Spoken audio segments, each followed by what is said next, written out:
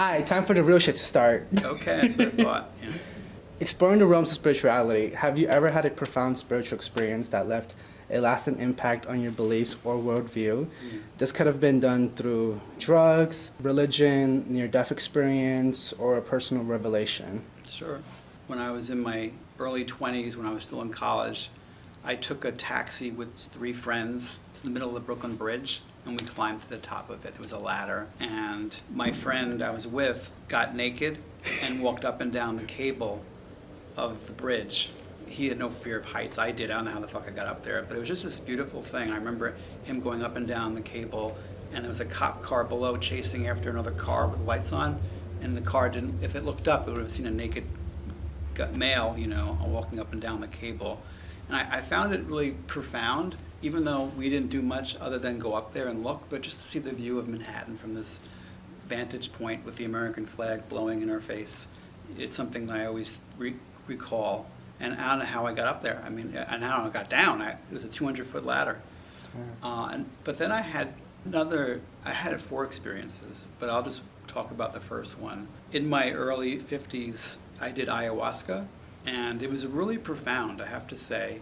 It was the most bizarre thing ever because I was in this circle of people, and we took this medicine and we had to give it a wish, and they kept on referring to it as grandma, and they had beautiful Peruvian music playing, and everyone had a gold bucket that you threw up into, and so you hear this cacophony of puking and beautiful music happening at the same time, and nothing happened for me. I'm just staring up at the ceiling, and nothing's happening, and all I hear is this puking, and I hear music, and so I take another shot of it, or whatever it is, of this grandma. I go up for the second round of it, and still nothing happens. And then, after the whole ceremony was over, after 6 hours of of just basically looking up at the ceiling while people are puking and music is playing, we all head out to get some early breakfast. It was maybe 4 or 5 in the morning, and I'm eating a banana, and then all of a sudden, I don't know what the fuck happened. I farted, and suddenly everything around me was just changing. It was so bizarre, and I ran to the bathroom, and my eyeballs are coming out of my head. It's fuck, this is so terrifying. I had no eyes in my head, and I'm going back out, and I'm panicking, and everyone's just turning into fruit. All these people are just fruit, they made up like fruit people or something. And one of the people who turned out to be an angel, one of the people that helps you during these ceremonies, she said, "Are you tripping?" I'm like, "I guess I am. I must be." And she said, "Oh." And she said, did you throw up yet?" I'm like, "I haven't." She said, "You have to throw up. You should follow me." I said, "I can't follow you because you're just a bunch of fruit." And so this fruit comes, and I grab a fruit, and she pulls me around this space, and everything around. It was just the most bizarre experience. And I sit down on a toilet, and she gives me a bucket, and I throw up into the bucket, and then I shit my brains out, and throw up into the bucket, and then suddenly I'm like, "Oh, wow." And she says, "Okay, do you feel better now?" I'm like, "Yeah, I feel much better." And she said, I said, "What do I do?" She said, "You have to talk to it, ask it questions." Mm-hmm. And so I began to ask it questions, and I said, the first question I asked it, I said, why am I afraid to throw up? And I suddenly went back into this memory of being 3 or 4 years old, where I had jumbo shrimp and I had salmonella and I threw it up. Mm-hmm. And I made the connection. It was such a horrific night that I've always connected it with that experience. And then it was other things. And then I began to ask it questions. And then at some point it shared a beating heart. It was just this beating heart with a hole in it. And which is really significant because my whole world, my whole world was shaped by my mother's traumas. And my mother had a hole in her heart when she was a child until she was 15, 16 years old. And they didn't have any surgeries for this at that time, and she was really, really sick. She was 5'6", and she weighed 75 pounds. She was emaciated because she couldn't, big hole. So they operated on her in the 50s, and they cut her open like a shark, and she recovered from that, but she was brought up sick in hospitals, and then shortly after that, she lost 2 children, fully born, and they died like a week after. Oh. And then she had me, and I was the only one that survived. But she wanted to have another child, so she adopted my sister, and my sister was very sick.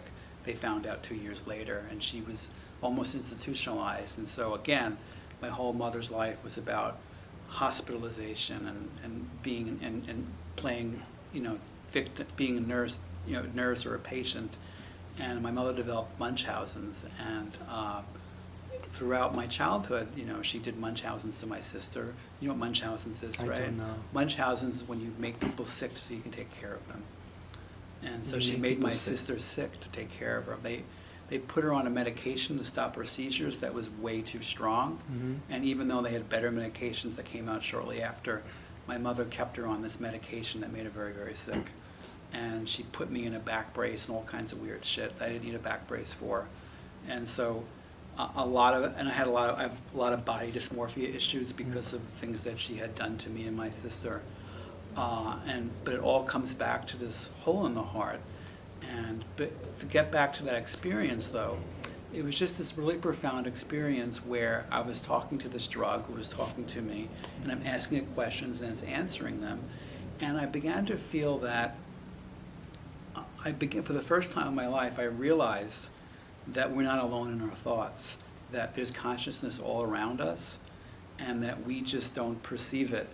And there's consciousness in our gut biome, there's consciousness in the air, there's consciousness, and when you're on ayahuasca, it talks to you, like it's just like you hear the insects, you hear the plants, you hear everything, and it was such a comforting, wonderful thing.